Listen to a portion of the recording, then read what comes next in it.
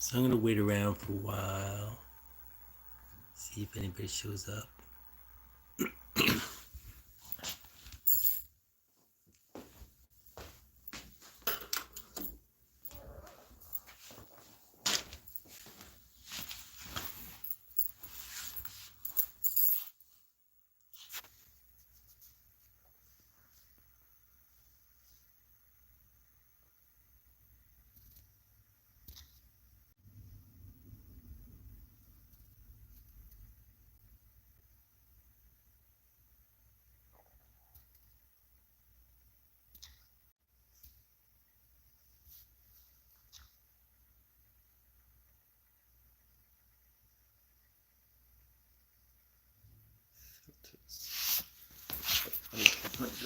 Let's stay over here.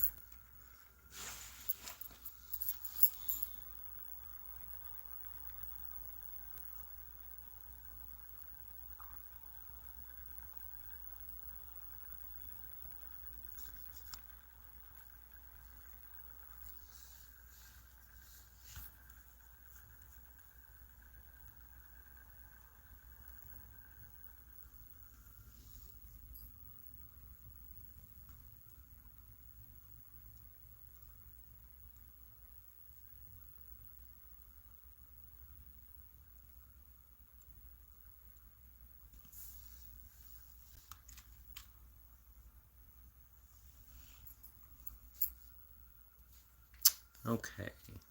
So this is a walkthrough for Pacific. So this is Supercollider. It's a program you can download, and it's like a server thing. If you do nerdy GitHub stuff, you'll totally understand what I'm talking about. So you load up Supercollider, you run Supercollider, this opens up. And this is a platform, you'll get a empty file initially, and then you do some programming on it. And that programming consists of describing, what I do is I describe oscillator units of some designated length. And here, let's see. Like usually I'd use it for music. So this is some of the programming. It's apparently very much like Java. You start it, you go up here, gotta run this, server. Let's go to server. We'll put the server. Putting a server over here.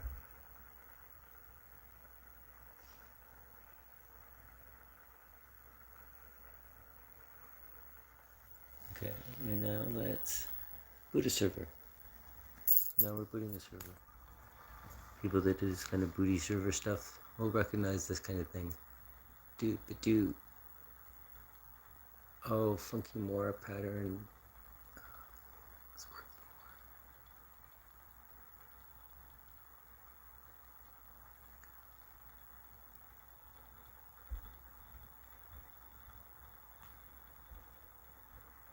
Oh yeah.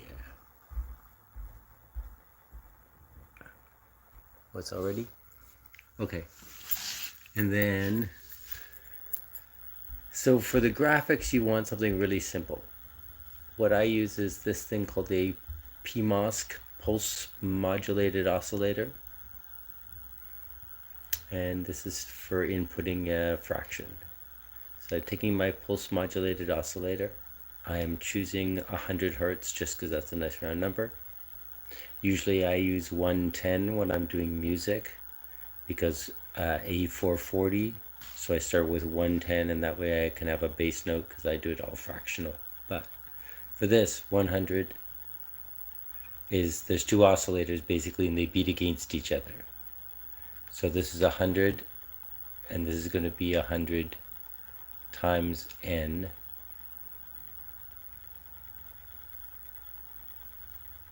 And then there's a number of harmonics you get to choose. And then there's, let's go through the basics. Let's do a copy. And then void. Okay, now let's trash this. Sorry.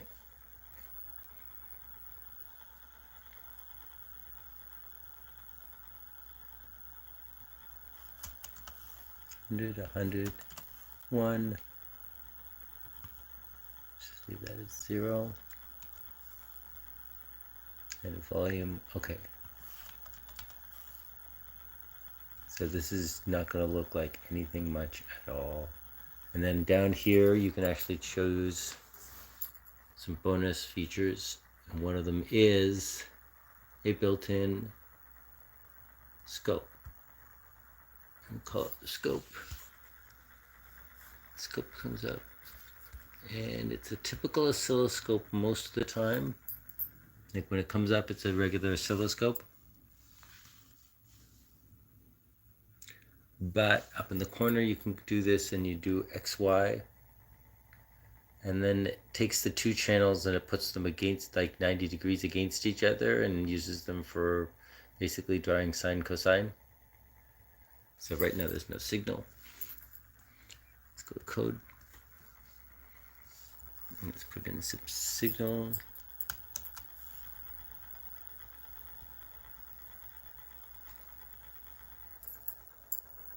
And there we go. Because the two signals are completely in phase with each other, it just goes back and forth across the screen. And it's going back and forth across the screen really fast, but we can't see anything. So we go up here, and this is why in the phase part over here, which is like frequency, harmonics, number of harmonics, and then a phase thing. So here we're going to put in 2 of them. We're going to give one side nothing, and one side is going to be exactly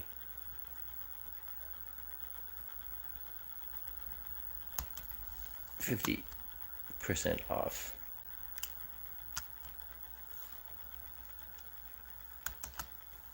And now let's look at the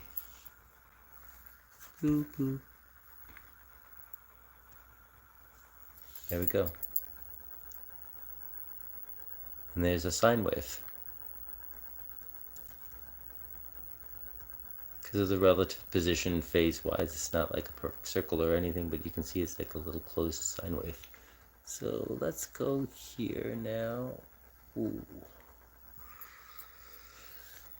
Let's do a cool thing up here that you can do, because you can do anything you want, because it's Cody. So instead of just 1 harmonic, let's put 11 harmonics to start with. See, now you can hear something, because harmonics are... No harmonics is very smooth. Lots of harmonics is more complicated.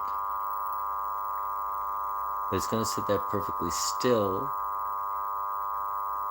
because the signal is not changing at all. It's a single frequency. So what you do is there's a little trick that I learned because I've been playing with sound for a long time. And you go up here and you just go, oh, well, let's make 100 and 0.01. Sounds the same, but all of a sudden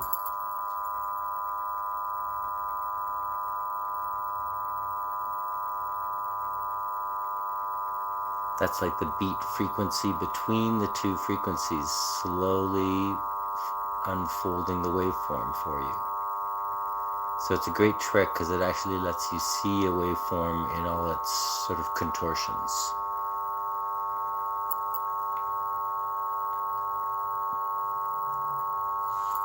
Let's go back and look at the code again.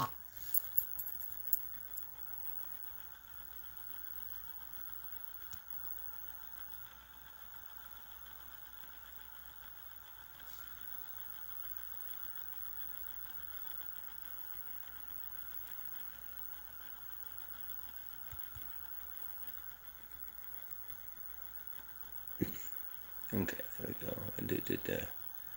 Let's put a weird number in. Yeah, the 22/7.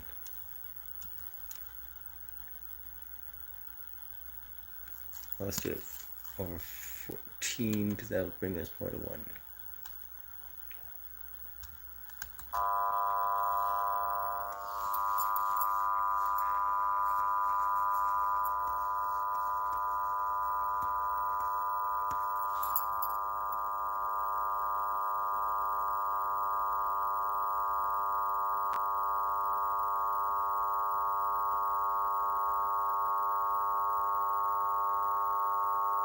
Now, what you can do to get a more complicated waveform. Oh wait, I didn't even adjust that. Let's do this times n. And this.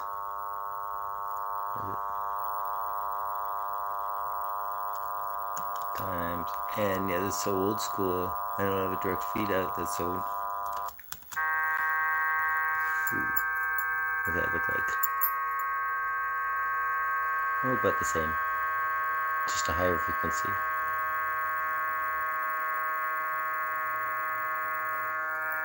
Now let's go back, because we still have those the two sides are the same frequency. So I'm going to take one out, and I'm just going to leave one side, the carrier frequency, one frequency, and the modulating frequency, a different frequency, because they've been almost the same after now. And this will make a much more complicated waveform. Like, so complicated.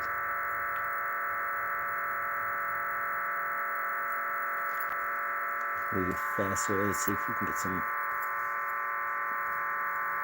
Oh, there we go.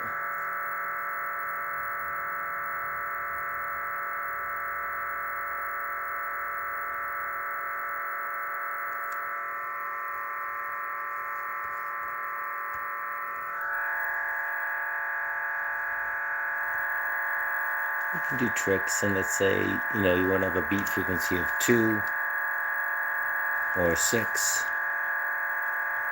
100 and 106. Gives you a beat frequency of 6, that's the difference.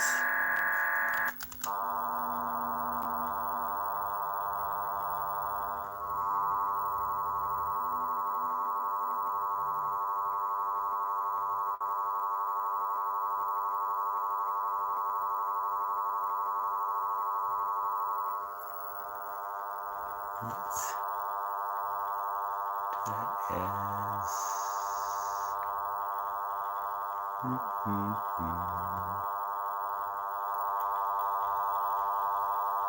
But what did I have going before?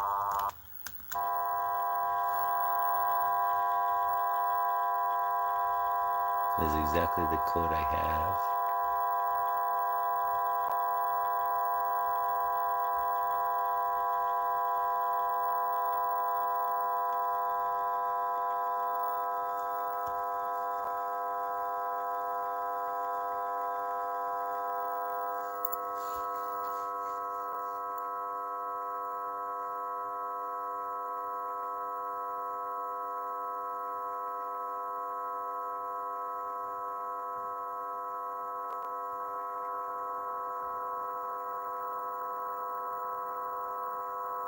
But my advice is to play. You play around, things don't work, you put in another number, you plug something in. Once in a while it crashes because you put in something crazy.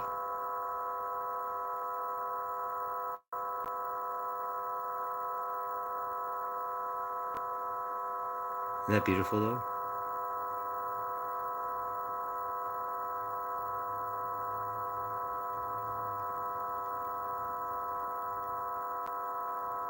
Like, I don't know about you, but I get really, entranced with the sort of like the 3D quality and where are the surfaces sliding through into each other and stuff. But yes, that's a quick intro into it. And if you want a longer one, just hit me up. How do we end this?